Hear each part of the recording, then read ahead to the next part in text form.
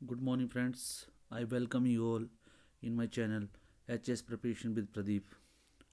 और आज फिर मैं आपके सामने एक और जो इंडियन पॉलिटी से रिलेटेड जो टॉपिक है historical underpinning of Indian constitution लेके आया हूँ, जो कि मैक्सिमम जो भी एग्ज़ाम्स कंडक्ट होते हैं यूपीएससी के द्वारा ग्रेजुएशन लेवल के जो यूपीएससी के होते हैं और एसएससी के ग्रेजुएट लेवल के होते हैं और जो स्टेट पीसीएस के होते हैं और और जो अदर एग्ज़ाम्स हैं जिससे लाइक स्टेट के स्टाफ सिलेक्शन कमीशंस के उन सब के लिए ये जो टॉपिक है बहुत इंपॉर्टेंट है, क्योंकि मैक्सिमम टाइम आप जब भी देखते हो एक जो एग्ज़ाम्स का जो फॉर्मेट होता है उसमें मैक्सिमम ये होता है कि कई जगह आपको Indian polity, Indian history, geography और साइंस जो इन जनरल साइंस इन सब में से मैक्सिमम क्वेश्चन पूछे जाते हैं। इट डिपेंड्स ऑन द आपकी कि कौन सा एग्ज़ाम जो आप दे रहे हो और कौन सा एग्ज़ाम जो है अभी आपका कंडक्ट हो रहा है। लाइक अभी अगर एसएससी का कोई एग्ज़ाम है तो उसमें जो क्वेश्चन होगा वो जो सब्जेक्टिव टाइप तो होता नहीं है, तो ऑब्जेक्टिव टाइप होता है। तो ऑब्जेक्टिव टाइप में एक नंबर का बहुत से क्वेश्चन जो है इससे में से आ जाएंगे, ठीक है, जिसमें आपको डिफरेंट डिफरेंट एक्ट्स के बारे में या उस लाइक आपसे पूछ लेंगे कि इस एक्ट में क्या चीज़ थी, दूसरे एक्ट में कौन सा प्रोविज़न था, या मान लो जो चार्टर एक्ट ऑफ 1853 है उसमें कौन सा प्रोविज़न था। इसी तरह रेगुलेटिंग एक्ट 1773 में कौन से प्रोविज़न थे।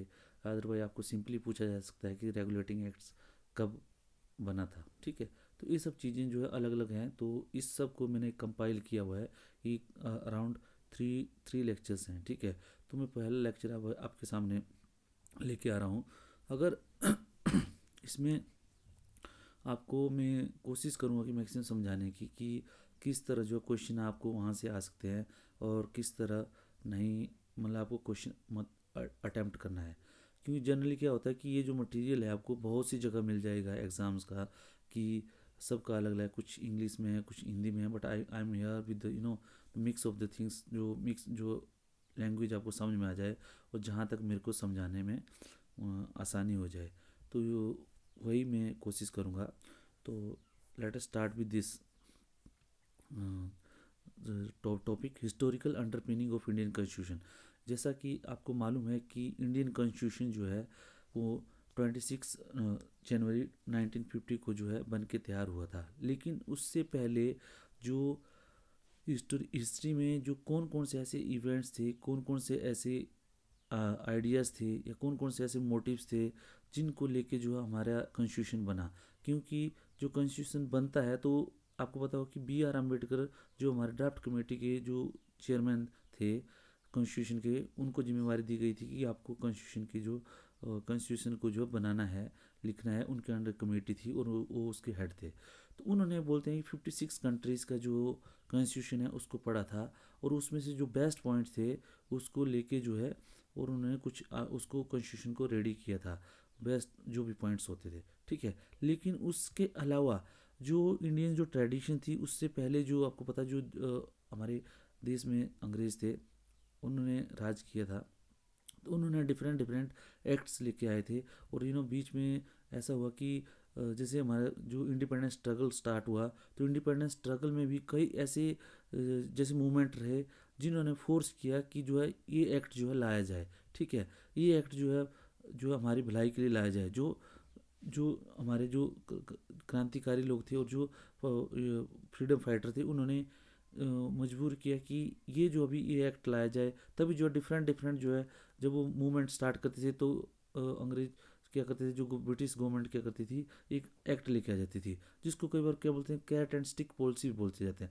लेकिन वो एक्ट्स जो है जो सिचुएशंस होती थी उस टाइम उसको डिफ्यूज़ करने के लिए और इंडियंस जो हमारे जो फ्रीडम फाइटर्स थे उनकी जो वहाँ पे जो एस्पिरेशन थी उसको मिलाने के लिए वो जो एक्ट लाए गए और उसी से जो वो जो एक्ट्स थे वो एक फॉर्मेशन बन गए, ठीक है। हमारे या हिस्टोरिकल जो फैक्ट्स, हिस्टोरिकल जो मोटिव्स थे उसमें जो है वो सब जो है उसको कॉन्स्टिट्यूशन को बनाने के लिए काम आ गए, ठीक है।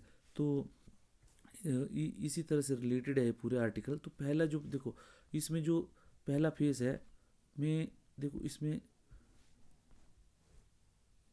जो कंपनी जो पहले जो होगा, तो आपको पता है कि जो कंपनी थी, जो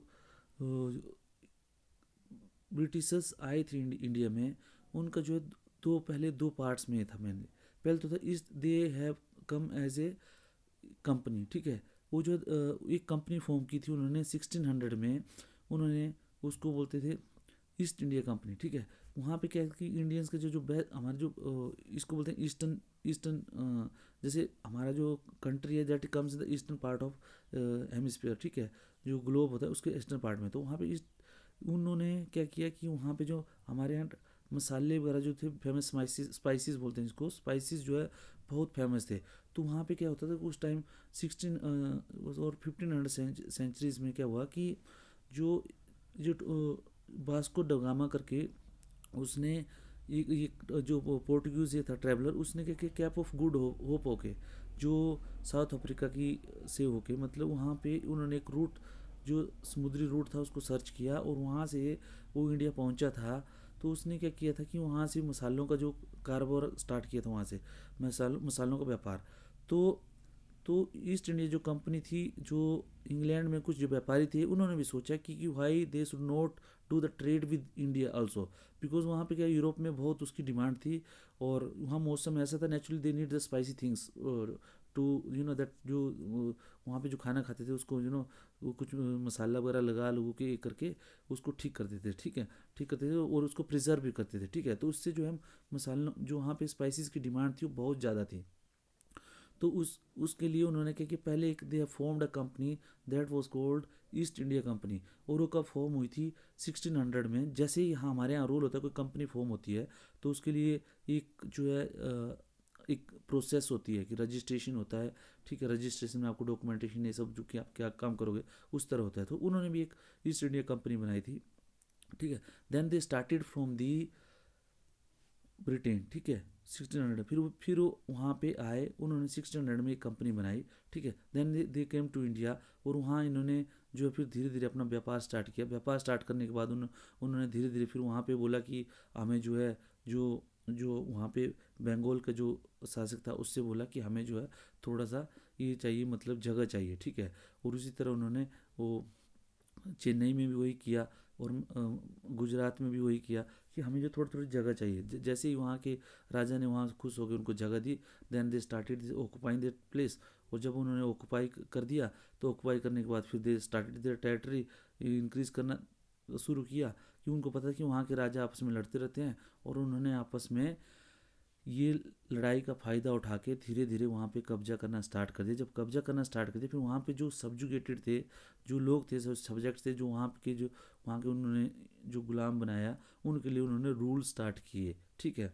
तो ये प्रोसेस थी इसकी, जो कंपनी रूल था, दैट वाज अप टू 1773 से, जब बक्सर की लड़ाई हुई थी तब से, और 1858 तक, जो बोलते हैं first bar of Indian independence, जो उसको या इंग्लिश की लैंग्वेज उसको बोलते हैं ग्रेट म्यूटिनी, ठीक है। तो ये सब जो है उन 1850 तक जो है ईस्ट इंडिया कंपनी का रूल रहा। तो उन्होंने जो वहाँ की जो अपनी जो एडमिनिस्ट्रेटिव रिफॉर्म के लिए जो जो भी रेगुलेशंस लाए, उन सब को जो है इधर वो mainly they can be divided into 4 parts. That is, first is regulating act of 1773, second is Pitt's India act of 1784, and उसके बाद थर्ड है charter act of charter act of 1833, and उसके बाद है ये चार्टर एक्ट ऑफ 1853, ठीक है। तो जनरली पहले कभी भी कुछ डाउट होता है तो आपको ये याद रखना है कि जो फर्स्ट हमें जो 1600 से लेके 1853 तक जो फर्स्ट पार्ट है, जो कंपनी रूल है, उसको डिवाइड करना है। पहले कंपनी की फॉर्मेशन हुई 1600 में, उसके बाद 1773 का जो है रेगुलेटिंग एक्ट आया, उसके बाद पिट्स इंडिया एक्ट आया 1784 का, और उसके बाद जो है चार्टर एक्ट 1833 का आया, और उसके बाद चार्टर एक्ट 1853 का आया। अब इसमें डाउट ये होता है कि क्या ये इंडिया के लिए थे, लेकिन इसमें मैं आपको बताऊँ कि ये कंपनी का रूल था, इसमें there was nothing for the Indians, Indians के लिए उसमें कुछ भी नहीं था। अगर कोई सोचेगा कि जैसे इंडियन के भले के लिए कुछ है, वैसा कुछ नहीं था। सबसे पहले तो क्या जो कंपनी थी उसमें इतना मैसअप था कि उन्होंने उसी को रिफॉर्म करने के लिए कुछ रूल्स रेगुलेशंस बनाए, जो बाद में धीरे धीरे जो है एक वही उसी को एडमिनिस्ट्रेटिव बेस बना आगे को के रूल के लिए। ठीक है, तो इसीलिए हम जो है इनको एक्ट्स को पढ़ते हैं। ठीक है, तो first is that is regulating act of 1773। नाम से पता है जैसे रेगुलेटिंग एक्ट मतलब रेगुलेट करना, जो अफेयर्स थे कंपनी के उसको कैसे रेगुलेट करना है, वो एक्ट बना 1773 में। फिर Pitt's India act, Pitt's India act क्या है, इसमें ब्रिटिश पार्लियामेंट में ही इन्होंने एक पिट्स करके जो वहाँ पे एक ये सांसद था, उसने क्या किया, उसने ये जो कंपनी को जो कंपनी में जो रेगुलेटिंग एक्ट में जो कुछ डिफेक्ट्स थे उसको ठीक करने के लिए वो एक्ट लाया, that is called Pitt's India act. ठीक है, उसके बाद जो है 1833 का चार्टर एक्ट लाया, उसके पीछे अलग सा रीज़न था, बिकॉज कंपनी का जो मेन पर्पज़ वहाँ पे था कि दैट वाज टू ट्रेड, कि उनको ट्रेड करना है, कैसे कैसे ट्रेड करना है। ठीक है, लेकिन वो जो है वो ट्रेड अगर ठीक ढंग से हो नहीं रहा था, उसमें क्या कुछ खामियां आ रही थी, कुछ जो वहाँ पे कुछ सोसाइटी थी, इंडियन सोसाइटी थी। अब वहाँ पे क्या करते थे उन्होंने 1833 में, कि आपको ये समझना पड़ेगा पहले कि इंग्लैंड में 1650 के 1600 या 1700 में स्टार्ट हुई थी, आपको पता होगा, औद्योगिक क्रांति। ठीक है, इंडस्ट्रियल रेवोल्यूशन जिसको बोलते हैं।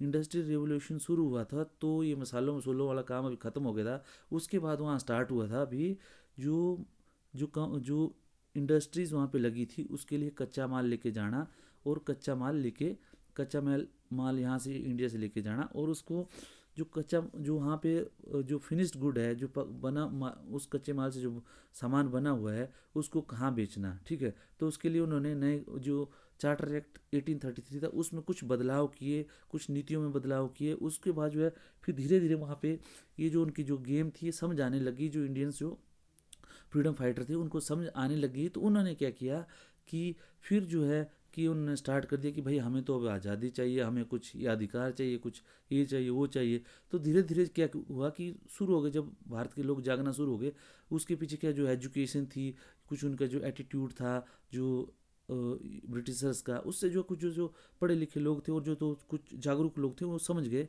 और उन्होंने उसके खिलाफ जो है वो लोगों को संगठित करना शुरू कर दिया, और तब जाके फिर उन्होंने चार्टर एक्ट 1853 लाया। उसमें जो अलग अलग रीजंस हैं, बट हमें क्या समझना इधर जो है कॉन्स्टिट्यूशनल पॉइंट ऑफ व्यू से, जो कॉन्स्टिट्यूशन के लिए हमारे लिए जो सेट हुए हैं कुछ जो इससे जो मोटिव्स जो उसके जो बेड रॉक साबित हुए हैं, जो ये सब एक्ट को क्या क्या क्या उनमें फीचर्स थे, क्योंकि there were lot of features in that in those act. But इसमें से जो कॉन्स्टिट्यूशन की जो हमारी फॉर्मेशन के लिए जो फैक्ट जो फीचर्स यूटिलाइज हुए वही हम पढ़ेंगे। चलो लेट अस स्टार्ट। तो आप East India company as a trader 1600 मैंने आपको बताया with exclusive rights to trade, अपने आप मतलब कोई दूसरा बंदा वहाँ पे दूसरी कंपनी जो है इंग्लैंड की वहाँ ट्रेड नहीं कर सकती, ओनली ईस्ट इंडिया कंपनी ही ट्रेड कर सकती थी। ठीक है, और इसमें जो है उसमें टेरिटोरियल पावर आपको बनेगा, मैंने बताया किस तरह उन्होंने धीरे धीरे अब पहले ज़मीन ली, ज़मीन के बाद धीरे धीरे आगे बढ़ाना शुरू किया, और यहाँ पे ये कर लिया। बंगाल बिहार और उड़ीसा के जो है उनको राइट मिल गए, उनको जो है आपने सिविल जो रिवेन्यू कलेक्शन की। ठीक है, उन्होंने वहाँ के जो एम्प्रर था, एम्प्रर तो नहीं बट वहाँ का जो रूलर था जो बंगाल में, उससे उन्होंने बंगाल बिहार और उड़ीसा के जो है उन्होंने उसको हराया, और उसके बाद वहाँ से रेवेन्यू कलेक्ट करना शुरू कर दिया। ठीक है, रेवेन्यू मतलब कुछ भी जो भी आइटम्स थी उससे में, और उन्होंने डिफरेंट डिफरेंट काइंड ऑफ इन्होंने रेवेन्यू स्टार्ट किया वहाँ पे, और कलेक्शन स्टार्ट कर दी उसकी। ठीक है, फिर 1858 में British crown assume direct responsibility of governance of India.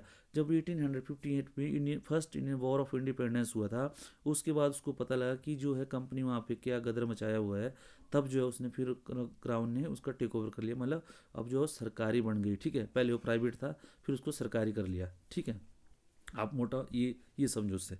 फिर 1946 में जो है कॉन्स्टिट्यूशन असेंबली वॉज फॉर्म्ड। 1946 में जब पूरी पब्लिक जो उनकी अंगेस्ट हो गई थी इंडिया में, तब फिर उनको जो है उनको ये सब हमें आज़ादी देनी पड़ी, तो उसके लिए उन्होंने पहले कॉन्स्टिट्यूशन असेंबली वगैरह बनाने के लिए जो भी थे वो सब स्टार्ट किया। ठीक है, और 26 जनवरी 1950 को हमारा कॉन्स्टिट्यूशन केम इनटू बीइंग, ठीक है। उसके बाद जो कंपनी रूल जो मैंने 1773 58 रेगुलेटिंग एक्ट ऑफ 1773, उसमें क्या, to control and regulate the affair of the company. वहाँ पे क्या हो रहा था कि जैसे कंपनी फॉर्म हुई वहाँ पे अब नए नए उन्होंने ट्रेडिंग स्टार्ट की, तो पता लगा वहाँ पे कि भाई वहाँ तो बंदे इसी तरह ट्रेड कर रहे हैं कि खा पी के एकदम फूल गए हैं, ठीक है, एकदम मस्त वहाँ पे हो रहा है, इतना इतना मतलब जो भी बंदा वहाँ पे भ्रष्टाचार में लिप्त है, कैसे कोई गिफ्ट ले रहा है, कोई कुछ ले रहा है, कंपनी की दिहाड़ी, किसी को कंपनी को कोई मतलब नहीं है, सब जो है अपना अपनी गेम सेट करने में लगे हुए हैं वहाँ पे। और उसमें ये हुआ कि जो वहाँ पे जैसे एक मिडिल बैकग्राउंड का लड़का यहाँ पे आता था कंपनी का, कोई भी अधिकारी बन के, और वो जो है एक नवाब बन के वहाँ जाता था, ठीक है। तो उसके लिए कुछ उन्होंने सोचा कि ये हो क्या रहा है भाई, कंपनी जो है लॉस में जा रही थी, और ये जो है कंपनी के जो एम्प्लॉयज़ थे वो डे बाय डे जो है बढ़ चढ़ मतलब ग्रोथ कर रहे थे, ठीक है। तो उसके लिए जो फिर बाद में रेगुलेटिंग एक्ट 1773 को लाया गया, ठीक है।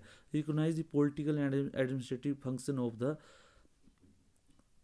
कंपनी। उसमें क्या, जो कंपनी के जो उसमें इन्होंने ये कर दिया कि इसमें उन्होंने डिवाइड कर दिया कि उसमें जो पॉलिटिकल फंक्शन कंपनी को पहले ओनली कमर्शियल फंक्शन नहीं करती, ठीक है, वो व्यापार करती थी, व्यापार के साथ साथ उन्होंने लड़ा ये कर दिया वहाँ पे, ये पॉलिटिकल मैटर्स में भी अफेयर करना, पॉलिटिकल अफेयर्स में भी कुछ स्टार्ट कर दिया उन्होंने, जैसे टेरिटोरियल पावर बढ़ना ये करना।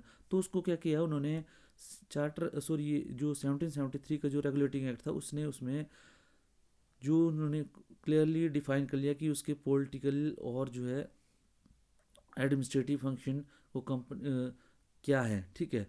और it lay down the central foundation of central administration in India. उसके बाद उन्होंने एक कर दिया कि जो इस एक्ट के थ्रू हुआ कि जो इंडिया में सेंट्रलाइजेशन मतलब कहीं एक सेंटर में पावर होगी, डिफरेंट डिफरेंट सेंटर्स में पावर नहीं होगी। जैसे प्रेसिडेंसीज हुआ करती थी उसकी पहले, बंगाल थी, बंगाल का अलग सा गवर्नर ये था, गवर्नर जनरल था, उसका प्रेसिडेंसी बॉम्बे का अलग सा था, चेन्नई प्रेसिडेंसी थी उसका अलग सा गवर्नर था। तो उन्होंने क्या कर दिया अभी उस सबको एक सेंट्रलाइज कर दिया कि सेंट्रलाइज एक उसका जो है सेंटर होगा, और वहीं से सारे ऑर्डर जो है वहीं से सब कुछ जो है स्टार्ट होगा। उसका वो देखो अभी features of the regulating act 1773। तो उसमें जो गवर्नर जनरल ऑफ बंगाल था उसको क्या कर दिया कि गवर्नर जनरल ऑफ बंगाल को जो है governor general of Bengal as a governor general of Bengal and created 4 member exclusive council to assist him. Lord Warren Hastings was the first governor general of Bengal. मतलब उसमें क्या किया उन्होंने, गवर्नर जनरल ऑफ बंगाल को जो गवर्नर ऑफ बंगाल को जो है गवर्नर जनरल ऑफ बंगाल बना दिया। मतलब बंगाल के अंडर जो है बॉम्बे प्रेसिडेंसी और चेन्नई जो प्रेसिडेंसी थी उसको उन्होंने अपने अंडर बंगाल के अंडर कर लिया, और गवर्नर ऑफ बंगाल को गवर्नर जनरल ऑफ बंगाल बना दिया, ठीक है। और उसके बाद बॉम्बे एंड मद्रास पर चेन्नई को मैड्रास है ना, Chennai and Madras presidency were put under him earlier they were independent. पहले क्या थी वो इंडिपेंडेंट थी, मद्रास और बॉम्बे के अपने अलग अलग थे, वो अपने आप अपना अलग से करते, सब कुछ अलग से, उनको जो था उनको किसी को ऑर्डर की जरूरत नहीं थी, कुछ नहीं। तो अभी क्या कर दिया उसको जो है कुछ भी कोई भी काम करना होगा या कुछ भी करना होगा तो उसके लिए जो है उनको बंगाल के गवर्नर जनरल ऑफ बंगाल से ऑर्डर लेना पड़ते थे। और उसको गवर्नर जनरल ऑफ बंगाल के लिए 4 मेंबर्स की जो काउंसिल थी जो उसको एडवाइस करती थी, उसके लिए एक एग्जीक्यूटिव काउंसिल का उन्होंने प्रोविज़न कर दिया। उसके बाद उन्होंने सुप्रीम कोर्ट में की इस्टेब्लिश कर दिया कलकत्ता में, ठीक है, कि भाई कुछ ये होगा, कुछ गदर होता है या कुछ कुछ लिटिगेशंस होती है तो उसको डील करेगा कोलकाता में किया जाएगा सुप्रीम कोर्ट के थ्रू, ठीक है। It prohibited the servant of company, हाँ ये देखो, it prohibited the servant of company from engaging in private private private ये देखो प्राइवेट ट्रेड और एक्सेप्टिंग ब्राइब्स और प्रेजेंट फ्रॉम द नेटिव। मतलब कि कोई बंदा किसी से जो है गिफ्ट नहीं लेगा और कोई भी रिश्वत नहीं लेगा, अगर रिश्वत लेगा तो उसके खिलाफ में मुकदमा चलेगा भाई अभी, ठीक है। Strengthen the control over the company by requiring the court of director governing body of the company to report its revenue civil and military affair in India. अब जो है जो कोर्ट ऑफ डायरेक्टर जो इसका जो एडमिनिस्ट्रेटिव जो भी उसका विंग था उसको जो है उसको अपने जो भी रेवेन्यू और सिविल और मिलिट्री जो भी अफेयर्स थे वो वहाँ पे इंग्लैंड में जो इंग्लैंड की गवर्नमेंट थी उसको बताना पड़ते थे, ठीक है जी। उसके बाद आ गया पीट्स इंडिया एक्ट 1784 में। उन्होंने देखा जब उसको उसमें भी कुछ ना कुछ गड़बड़ थी, ठीक है, फिर भी उसको लूप होल से जो 1773 के एक्ट में, तो उसका फ़ायदा वो फिर से उठाने लगे क्योंकि आदत तो पड़ी हुई थी उनको। तो इसलिए ये जो पीट्स इंडिया एक्ट जो है 1784 का फिर से उन्होंने 1773 के एक्ट को उसको ठीक करने के लिए उन्होंने पीट्स इंडिया एक्ट ऑफ 1784 ले आए, ठीक है। उसमें देखो द फीचर्स है to rectify the defects of the regulating act, ठीक है, रेक्टिफाई जो रेगुलेटिंग एक्ट्स में डिफेक्ट्स थे उसको रेक्टिफाई करेंगे। Distinguish the political and commercial affair of the company. अभी क्या था उसमें कि भाई पॉलिटिकल अफेयर्स अलग कर दिए और जो कमर्शियल अफेयर थे अलग अलग कर दिए। अब ये नहीं कि पॉलिटिकल और कमर्शियल अफेयर जो है एक ही बोर्ड ऑफ डायरेक्टर देखे, उसके लिए उन्होंने दो अलग अलग कर दिया। देखो उसमें कोर्ट ऑफ डायरेक्टर जो है एक बना दिए इसको। कोर्ट ऑफ डायरेक्टर क्या करते थे, into they look into the commercial affair of the company. Court of director करके 10-15 लोगों की एक बॉडी होती थी जिसको कोर्ट ऑफ डायरेक्टर बोलते थे। वो कमर्शियल से रिलेटेड, जो कमर्स से रिलेटेड, जो उनको व्यापार से रिलेटेड था, उसके उसके मैटर कोई भी होते उसको देखते थे, ठीक है। उसके बाद जो बोर्ड ऑफ कंट्रोल होता था, जो बोर्ड ऑफ कंट्रोल होता था, अगर मान लो कुछ पॉलिटिकल अफेयर है, मान लो किसी राज्य के खिलाफ युद्ध करना है, कुछ भी करना है, उसके ट्रीटी करनी है, कुछ समझौता करना है, कुछ भी करना है, तो उसको जो है वो बोर्ड ऑफ कंट्रोल दिखता है, ठीक है। तो ठीक है, और two aspects of British possession in India and the supreme control of company affair and it's administration in India. तो उसमें क्या था कि उसमें क्या है कि जो ब्रिटिश पोजेशन थी वो जो है अभी जो इंडिया की जो कंपनी की जो वहाँ पे कंपनी का जो भी एरिया थे उसको बोल दिया British possession in India and supreme control of company affair and it's administration in India. अब जो भी उनको बोल दिया गया कि जो भी वहाँ पे जो है उसमें जो ब्रिटिश गवर्नमेंट को इसमें ये है कि ये डिस्टिंग, अच्छा ये 10 इसी कंपनी का जो टेरिटरी थी इन इंडिया में they were called British possession in India. और उसके बाद क्या क्या हुआ कि British government pass given supreme court control. British जो जो गवर्नमेंट थी उसको जो कंपनी के ऊपर जो है पूरा कंट्रोल दे दिया गया, ठीक है फ्रेंड्स। इसी तरह जो आगे के जो और भी वीडियोस में बनाता रहूँगा। मेरा आपसे रिक्वेस्ट है कि प्लीज़ मेरे वीडियोस को लाइक शेयर और सब्सक्राइब करें ताकि so that I get motivated to make more of such videos. अब जब तक अगर आप लाइक शेयर और सब्सक्राइब नहीं करोगे तो I don't get the motivation to make such of videos because it takes lot of time. और मैं भी साथ में प्रिपेयर कर रहा हूँ तो definitely how difficult is it to manage time. और आपको पता है कि ये जो मैं सब कर रहा हूँ, मैं सोचता हूँ कि जो प्रॉब्लम्स मैंने फेस की हुई है अपने स्टडी अपने स्ट्रगल में, so that the people who are who want to be an HS or IAS officer, they don't get that much of struggle। उनको प्रॉब्लम है specially the people who are there in villages. और specially आजकल जो corona को जो चला हुआ है कोविड काल, उसमें you can not go to a good coaching centre या कुछ, तो उसके लिए मैं ये कर रहा हूँ ताकि जो है लोग जो है ज़्यादा जितना टाइम में हमने वेस्ट किया है लोगों को उतना नहीं करना पड़े। इसलिए please like subscribe and share. और ये रिक्वेस्ट है कि आगे और भी लोगों को बताते रहें, ठीक है। उसके बाद आ गया charter act of 1833 first step toward centralisation. इसमें क्या हुआ कि चार्टर एक्ट जो 1833 का था उसमें क्या governor general of Bengal, governor general of India William Bentinck was the first governor general. और इसमें क्या किया कि बाई 1833 तक उन्होंने बहुत सी टेरिटरी जीत ली थी उन्होंने। तो पहले क्या था मद्रास और जो बॉम्बे प्रेसिडेंसी थी वही गवर्नर जो बंगाल के अंडर थी, फिर अलग अलग उन्होंने गवर्नर किए थे। बट अभी क्या किया तो गवर्नर जनरल ऑफ बंगाल को क्या पूरा गवर्नर जनरल ऑफ इंडिया बना दिया गया और William Bentinck was the first governor general. Governor General was given the exclusive power to legislate over the entire territory possessed by British's law made were called acts. Earlier, Bombay and Madras were deprived of legislative power. अब जो British के जो भी अभी जो British जो उनके governor general of India को जब पूरी टेरिटरी में जो इंडिया की जो टेरिटरी थी उसके ऊपर लॉ बनाने के लिए जो है उनको लॉ बनाने के लिए छूट दी। He was authorise to make law for the all over India. और जो उनके जो मद्रास और बॉम्बे की जो लेजिस्लेटिव पावर थी, जैसे वो कुछ रूल्स बना सकते थे, वो भी उनसे छीन ली गई। और अभी जो है ओनली जो गवर्नर जनरल ऑफ इंडिया जो विलियम बेंटिक जो बने थे, वही जो है सभी के लिए, सारे इंडियन टेरिटरी के लिए लॉ बनाते थे। क्योंकि वहाँ पे बहुत, मैं बोला ना कि हर एक जगह में वहाँ पे गदर करके रखा होता सबने, सबके अपने अपना डफली अपना अपना राग चला था, उसको दूर करने के लिए कि सेंट्रली एक ऑर्डर निकलेगा जो ब्रिटिश गवर्नमेंट चाहती थी, और वही जो है आगे इम्प्लीमेंट होगा। Became purely as an administrative body. It ended the activities of East India Company as a commercial body and become purely as a administrative body. और अब जो है ये कमर्शियल एक्टिविटी जो ईस्ट इंडिया कंपनी की अभी जो है वो बिल्कुल ही बंद कर दी गई थी। अब जो पॉलिटिकली एक जो प्योरली एडमिनिस्ट्रेटिव बॉडी थी, अब एडमिनिस्ट्रेटिव क्योंकि उन्होंने व्यापार तो करना वो सब कर लिया था, अब इन्होंने सब कुछ यहाँ पे सेटअप कर लिया था। अब इनका जो था पर्पस था ओनली रिवेन्यू कलेक्शन था। और मैंने पहले ही बताया आपको कि इंग्लैंड में औद्योगिक क्रांति हो गई थी, और उसकी वजह से जो अभी जो इनका जो नेचर ऑफ ट्रेड था वो अलग हो गया था बिल्कुल। अब बिल्कुल ही ट्रेड चेंज होता, उसी हिसाब से इनको भी अपना नियम थे, जो कानून थे, उन सबको उनको रेगुलेशन से वो चेंज करना पड़े। ठीक है। उसके बाद इनको क्या था कि अब बहुत बड़ी हो गई थी कंपनी, बहुत ही बड़ी हो गई थी, तो इसके क्या था कि उनको वहाँ जो काम करने के लिए कुछ इंडियंस की ज़रूरत थी, बाबुओं की ज़रूरत थी, जो जो कंपनी का काम चला सके। तो इन्होंने क्या किया कि system of open competition for selection of civil servant, Indian should not be debarred from holding any post.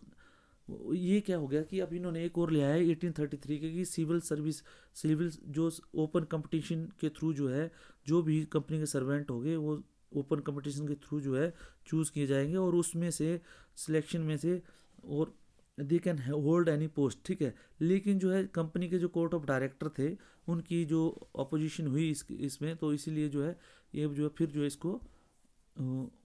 इसको उस प्रपोजल को, ये प्रोविज़न को जो है एबोलिश कर दिया, ये लाया नहीं गया। ठीक है। उसके बाद है चार्टर एक्ट ऑफ 1853।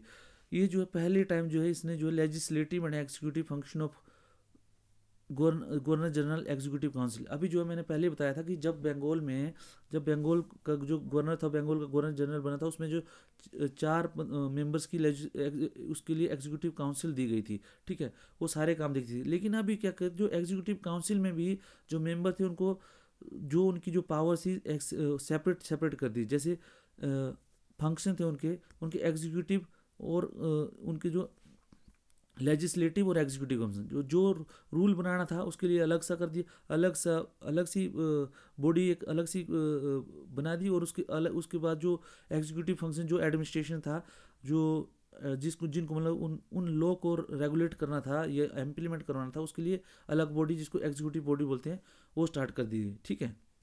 उसके 6 new legislative member like parliament, उसमें 6 और नए मेंबर ऐड कर दिए, मतलब टोटल 10 हो गए थे उस टाइम तक। ठीक है।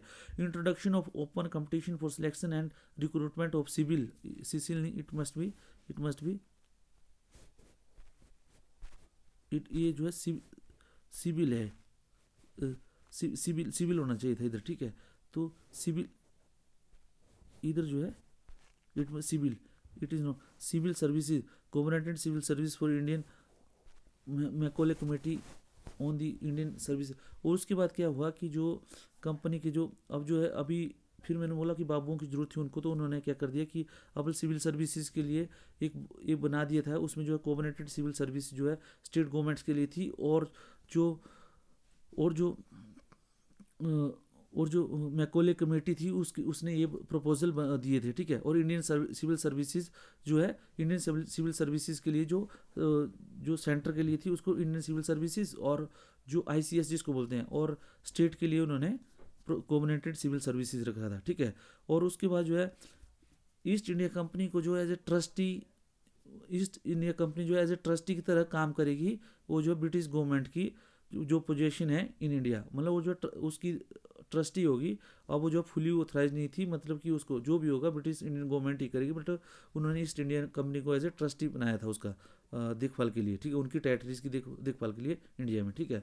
और उसके बाद जो है उन्होंने क्या किया कि लोकल रिप्रेजेंटेशन, आपको पता है कि जैसे जैसे भारत में बवाल होना शुरू हुआ कि भाई हमें भी अधिकार दो, आज़ादी दो, सब कुछ दो, जो भी देना, जो आप खा पी रहे हो हमें भी वैसे दो। ठीक है। तो उसकी जगह क्या हुआ कि उनको भी अभी जो है फिर इंडियंस को भी उन्होंने एसोसिएट करना शुरू कर दिया, ठीक है, कि इंडियंस को भी एग्जीक्यूटिव काउंसिल में लेना शुरू कर दिया, सो दैट लोकल रिप्रेजेंटेशन थोड़ा बहुत हो जाए, ठीक है।